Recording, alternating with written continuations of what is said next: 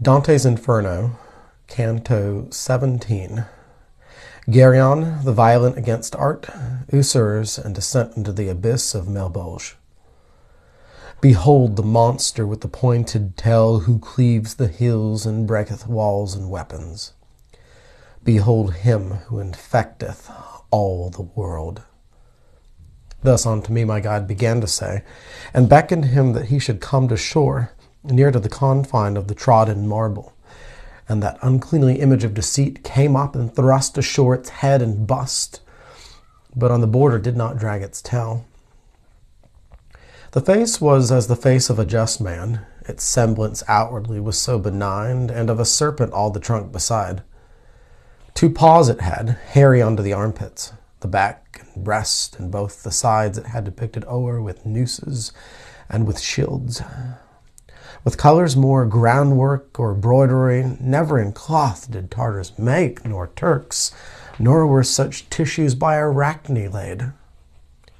As sometimes wherries lie upon the shore, that part are in the water, part are on land, and as among the guzzling Germans there, the beaver plants himself to wage his war, so that vile monster lay upon the border, which is of stone, and shutteth in the sand. His tail was wholly quivering in the void, contorting upwards the envenomed fork that in the guise of scorpion armed its point. The guide said, Now perforce must turn aside our way a little, even to that beast malevolent that yonder coucheth him. We therefore on the right descended, and made 10 steps upon the outer verge, completely to avoid the sand and flame.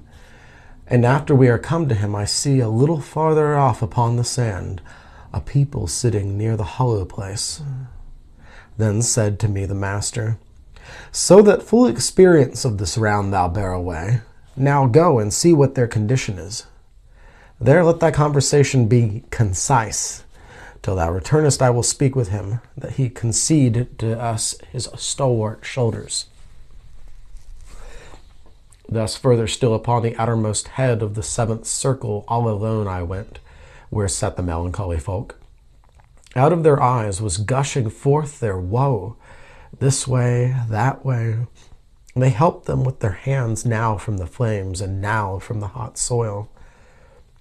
Not otherwise in summer do the dogs, now with the foot, now with the muzzle, when by fleas or flies or gadflies they are beaten.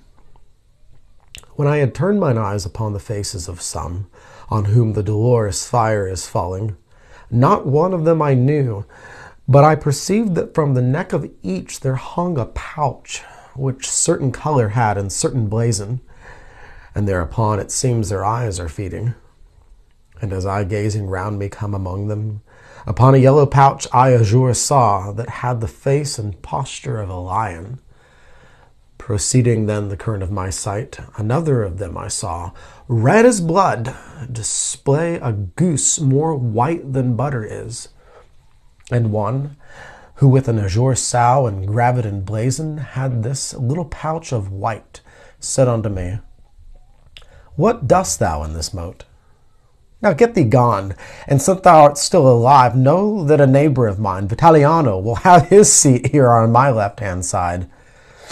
A Padawan am I with these Florentines. Full many a time they thunder in my ears, exclaiming, Come, the sovereign cavalier, he who shall bring the satchel with 3 goats.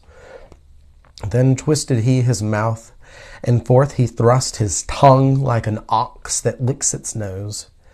And fearing lest my longer stay might vex him who had warned me not to tarry long, backward I turned me from those wary souls. I found my guide who had already mounted upon the back of that wild animal, and said to me, Now be both strong and bold. Now we descend by stairways such as these. Mount thou in front, for I will be midway, so that the tail may have no power to harm thee. Such as he is who has so near the egg of quarton that his nails are blue already, and trembles all, but looking at the shade. Even such became I at those proffered words, but shame in me his menaces produced, which maketh servant strong before good master. I seated me upon these monstrous shoulders. I wished to say, and yet the voice came not as I believed, Take heed that thou embrace me, But he, who other times had rescued me in other perils soon as I had mounted, with his arms encircled and sustained me, and said, "Now, Geryon, bestir thyself. The circle's large and the descent be little. Think of the novel burden which thou hast." Even as the little vessel shoves from shore, backward, still backward, so he thence withdrew. And when he wholly left himself afloat, there where his breast had been he turned his tail, and that extended like an ill he moved, and with his paws drew to himself the air. A greater fear I do not think there was, what time abandoned Phaeton the reins, whereby the heavens, as still appears, were scorched. Nor when the wretched Icarus his flanks felt stripped of feathers by the melting wax, his father crying, "An ill way thou takest!" Then was my own, when I perceived myself on all sides in the air, and saw extinguished the sight of everything but of the monster. Onward he goeth, swimming slowly, slowly, wheels and descends, but I perceive it only by my wind upon my face and from below.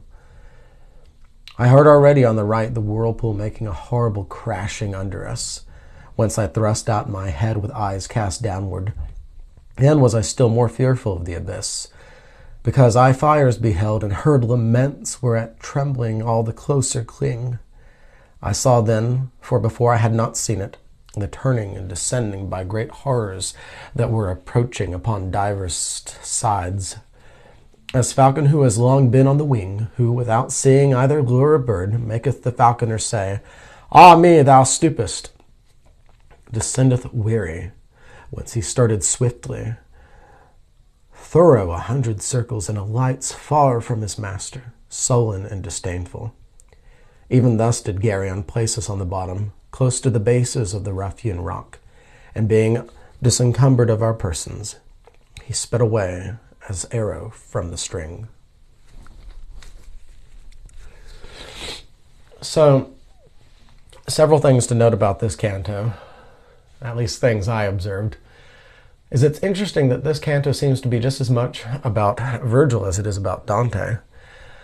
I have a problem when I'm reading literature to take the text at good faith. I always assume that the text, the author, says everything exactly as it is, and that I do not need to pay attention to the small things, or to the fact to suggest that the characters are flawed, to look for flaws, to look for humanity.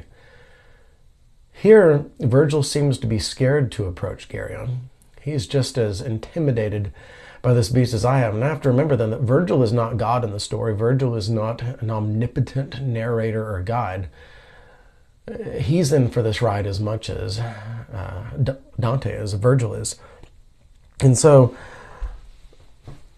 in this canto, Dante goes down and he meets the usurers. And so, because they focused on money in their life, and money in itself is not an end, so they have to sit there and focus on it as an end the rest of eternity. Focus on it hung around their neck, the weight. So ironically, when they focused on something that was not an end in life, now for the rest of eternity, they do have to focus on it as an end. What I simply mean by that is what Plato, Aristotle, Aquinas have all said. Money is a means to gain other things. It is not something that one should aim just to have, to possess. And so now this is all they possess around their necks. And they deceived with their tongues. So when they try to speak with their tongues fall out, even as they get upset at Dante. And rather than sit there in some sort of contrition, repent of the evil that they do with their tongues and with their coins in life, all they can do is wait for the next usurer to be here to mock him as well. And while all this is going on, Virgil has summoned his courage to approach Geryon, and Geryon represents fraud or deceit in real life. On the surface, on the face of it, literally, it looks like a normal face, even a beautiful face. And as you look down the sides, you see a transformation start to occur. You see these beautiful tapestries and shields But under it, you know that there's a monster's body. And so the deceit starts to become more clear. Some of us, myself included, at times have been allured by it. We know there's a beast, an animal underneath, a demon, a dragon, but we can't help but be enamored by the beauty of the tapestry. So just like fraud, just like deceit is beautiful on the surface, but there's poison underneath, or in this case, behind, as the scorpion's tail gets ready to strike. So you're lured in by the face, you're kept in by the beautifully adorned body until you get the sting. But Virgil confronts this. He gets on because he knows he has a task before him. He has to guide Dante. So duty conquers deceit. Duty conquers fraud.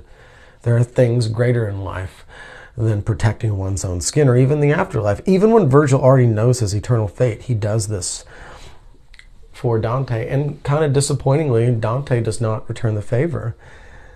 As Virgil summons the courage to mount this beast and guide them down into the next level of hell, Dante's doubting things the entire time on their descent down.